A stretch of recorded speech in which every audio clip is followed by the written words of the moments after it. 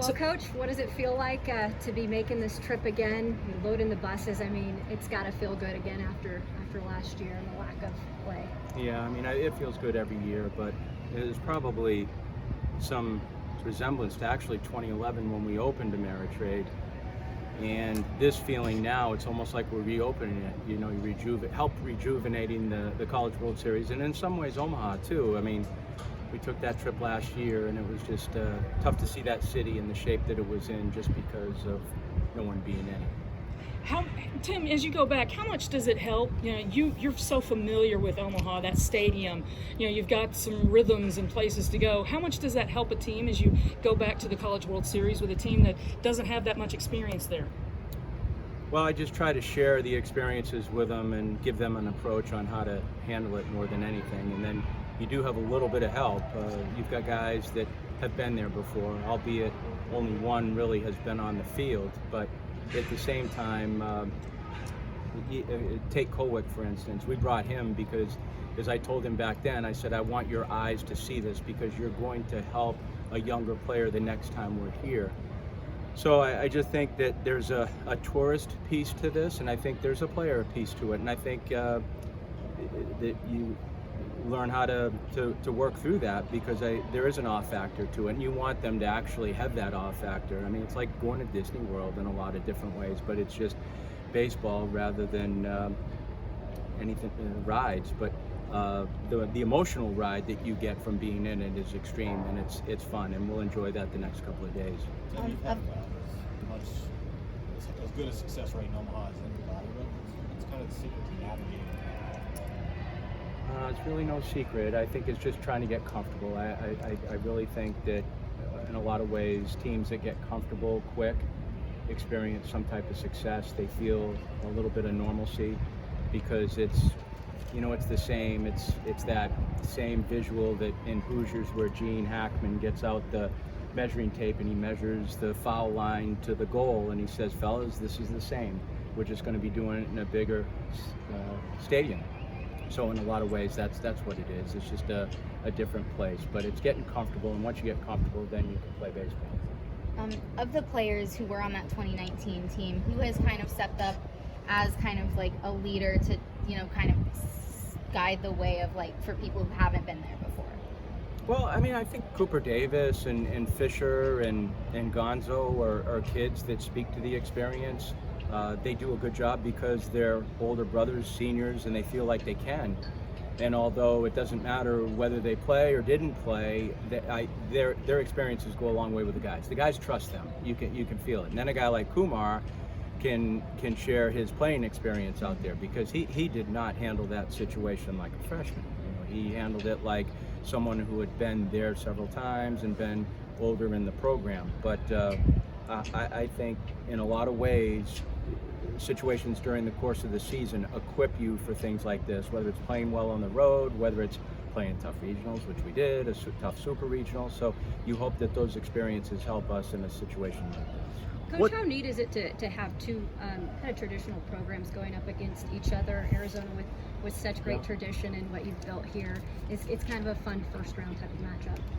Yeah, it is. They have a lot of history. Jerry Kindle, the former coach there, was a friend of mine. I was on the ABCA board with him for years, and he since has passed. But when you think of Arizona and Terry Francona and all the success that they've had here through the years, now Jay Johnson, who Maggie and I know well, Jay's been able to take his team, which is now a second time in his time there at Arizona. So it's fun. It's fun to see some of those teams show back up again. The Stanfords of the world. Dave Esker, a former player there, now brings his team back. That's always good. You wonder why that is sometimes, but I like the fact that it's going to be that way this year. What kind of emotions or energy are you sensing from the guys in team meetings this morning and all that? I think they're quiet a little bit, but I don't really over analyze that, Robbie, because they're kind of that way anyway. You get them into certain situations and they can sit in that classroom, they're quiet, they're attentive. There's never really any screwing around. I mean, I know they have their fun, but not in front of me. It's like Dad's in town. Let's shape up.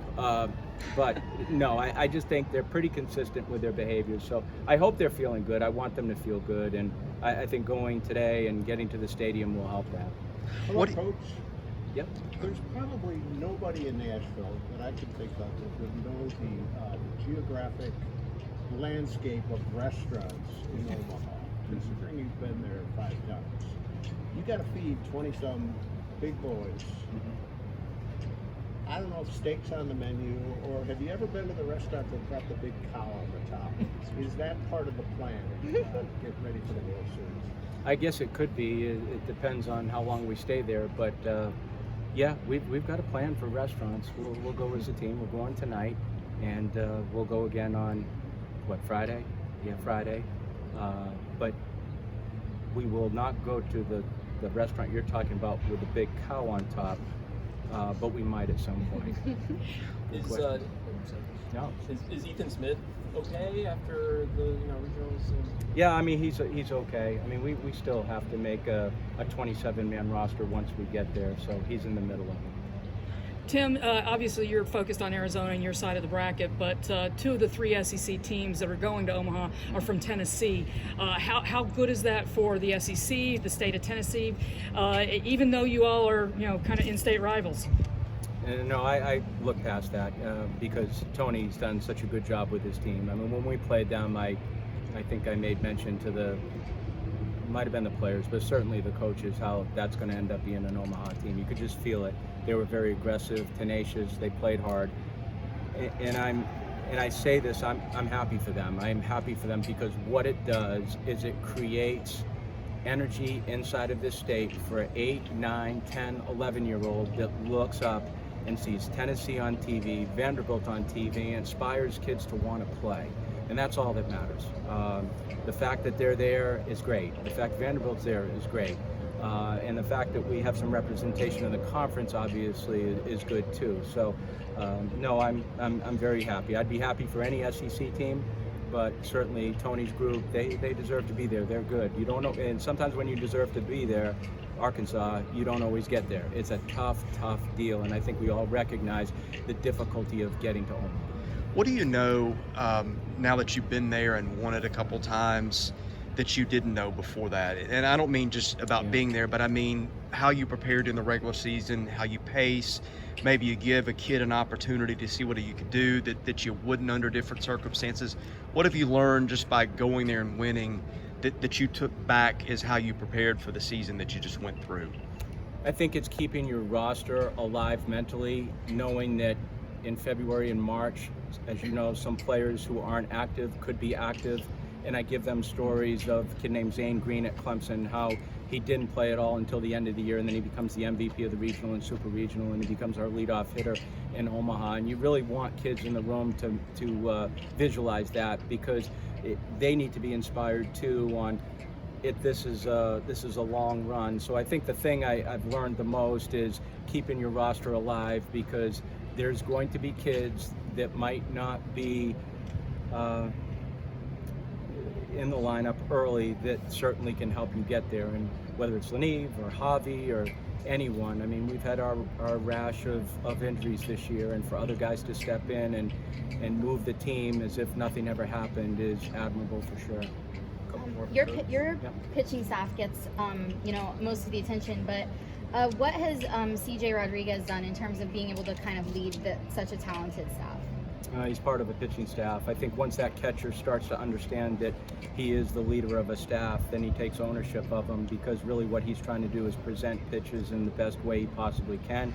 And what he does is he builds the confidence of the guy throwing. That guy is tremendously, and not just CJ, but that position in itself is tremendously important. Now, CJ is very good at what he does. He's very good at what he does. He's very consistent. He's very balanced mentally, and he keeps everything in front of him. But the biggest compliment you can give CJ is you don't know that he's there when you're playing. And like a good umpire, you don't recognize them if they do a good job.